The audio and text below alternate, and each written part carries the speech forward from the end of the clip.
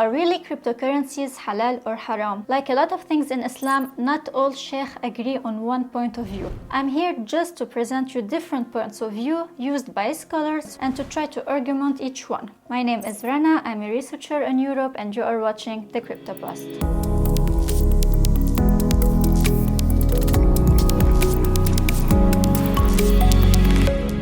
The very first argument is that Bitcoin could be haram because it does not hold any intrinsic value. By the time of the Prophet, people used 6 different means as money: gold, silver, wheat, barley, dates, and salt. It's considered that these items all contain an intrinsic value independently from the market, which means that they can be useful by themselves. The wheat, barley, dates, and salt are consuming products, food that are important for the health and the survival, so they do have some value. However, regarding gold and silver, they are just metal and they are not useful by themselves. If the people or the market doesn't give them value, they would be worthless. And actually, it's the same case for the paper money we use nowadays. It's the market that gives them value. The value represents the trust you can have in this money. The most obvious example for this is the Lebanese pound. The Lebanese pound has lost its value because no one trusts the Lebanese government anymore. So Lebanese pound never had any intrinsic value. However, no one ever said that it's haram to use it now. It just means that this argument is irrelevant. To phrase it differently, if you think that gold and silver have intrinsic value, so does Bitcoin and any fiat currency that people still trust, unlike the Lebanese pound. The second argument is that Bitcoin is not adopted by legitimate government entity. For the scholars that use this argument, the government can protect you and your money. If you face any problem, you can head to them and make them accountable for their mistakes. For this argument, we need to ask ourselves, does the government really protect your money?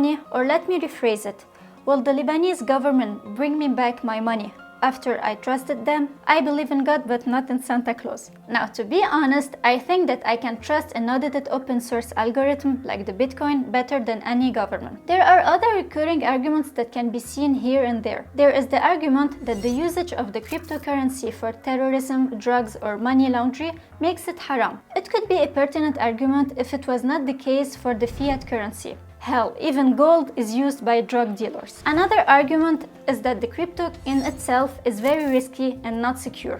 For example, 20% of people lost their private keys and lost forever their Bitcoin. In addition, hacks, scams also exist in crypto. Again, it's a valid point, but it's also an argument that concerns fiat money. Theft, scams, or even Ponzi schemes also exist with fiat currency. Bernie Madoff was not using crypto and is in jail for 150 years for doing Ponzi schemes on $65 billion. Really quickly, if you are new to the channel, make sure to subscribe if you enjoyed this video, then hit that like button and leave a comment for the algorithm. In addition to this YouTube channel, make sure to check thecryptopost.com and you can support me on my Patreon and my OnlyFans that are in the description. These were the arguments used to define Bitcoin as haram.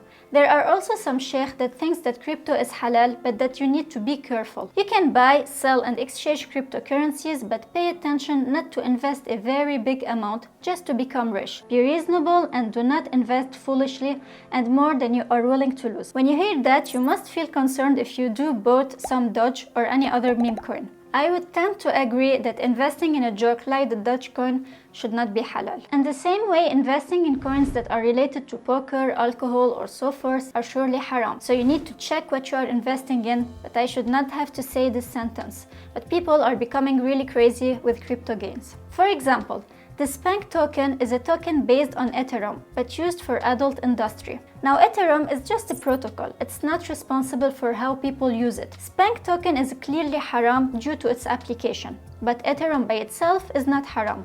It's just like the example of internet that is not considered haram even though some people use it for porn or poker games. In addition, some sheikh also highlight the fact that your gain in Bitcoin can of course be used as zakat. Now, some interesting facts that I have heard: transactions back in the time of Prophet as described by Hadith were mostly hand to hand and immediate. Nowadays, to do a transaction, there are entities in the middle of the transaction, usually banks, and it's far from immediate. The point of the Bitcoin or any other crypto is to do the transactions almost immediately with no middle entity, just an algorithm that assures that people are receiving what they are paying for. Crypto payment seems closer to the payment made during the Prophet time. at least much more than using banks. For all my Muslim brothers, a sheikh also made a very good point that you will of course all understand.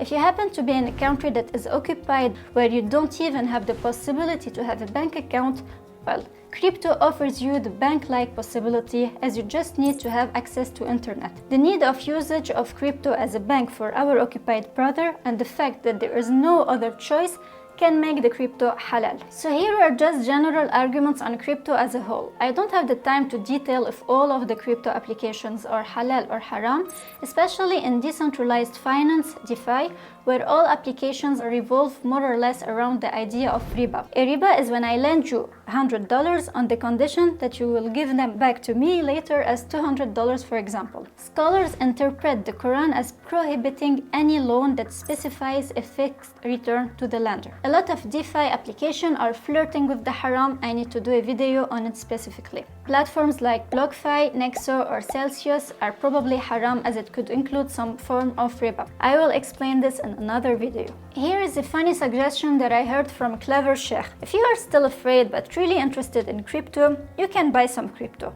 Of course, you have to do the right choice and choose the one that has no haram application. You can then keep your crypto in your wallet, but don't trade it. And then later, after some time, if crypto is declared haram, you can sell the crypto you bought. If you made some profits, give it all to the poor. But if crypto is declared halal, you may take your profits, but also don't forget to do the zakat. And you, what do you think about crypto? Is it halal or haram? And what do you think of BlockFi, Nexo, or Celsius? Do you also think it's haram? Let us know. The more knowledge we are able to gather, the more we will be able to help you. You might be interested also in this video. We stay in touch on Instagram and Facebook.